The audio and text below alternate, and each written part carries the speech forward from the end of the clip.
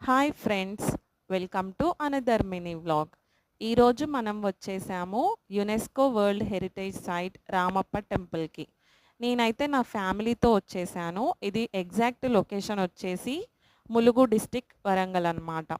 టెంపుల్లోకి enter అవ్వగానే మన left hand side 2 శిలాఫలకాలు కనిపిస్తాయి. వాటి మీద ఈ టెంపుల్‌ని ఎప్పుడు కట్టించారు, ఎవరు కట్టించారు అనేది డీటెయిల్డ్‌గా ఉంటుంది. ఇది టెంపుల్ ఓవర్‌వ్యూ అనమాట. లోపల ఒకవైపు ఈ శివలింగం కనిపిస్తుంది. దాని ముందు అందరూ విజిటింగ్‌కి వచ్చిన వాళ్ళు కాయిన్స్ వేస్తున్నారు. నేను వెళ్ళిన రోజైతే ఆ డోర్ క్లోజ్ చేసి ఉంది. ఈ శివలింగంలో నుంచి బయటికి వస్తూ ఉంటే ఇది వ్యూ అనమాట. చూసారు గదా! 2 సైడ్స్ ఏనుగు శిల్పాలు కనిపిస్తున్నాయి.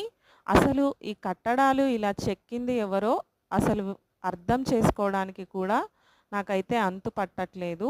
ఎందుకంటే ఇంత మంచి శిల్పాలు ఈ రోజులలో ఎక్కడ కనిపిస్తున్నారు?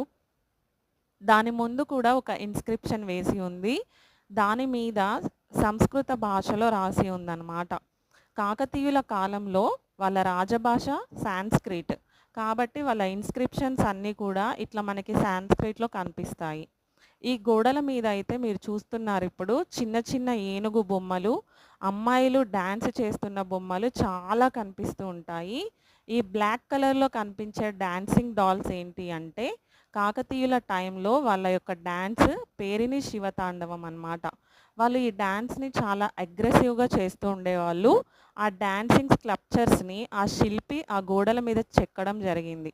నేనైతే ఇవన్నీ చూస్తూ నన్ను నేను మైమర్చిపోయి ఇలా టెంపుల్ చుట్టూ మాకైతే ఒక గైడ్ కూడా ఉండే అన్నమాట.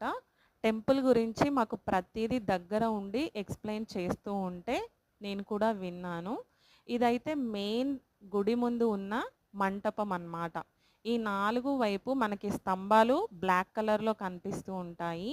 వాటి మీద అయితే చిన్న చిన్న మైన్యూట్ శిల్పాలు అసలు ఎంత చక్కగా చెక్కి ఉన్నాయో.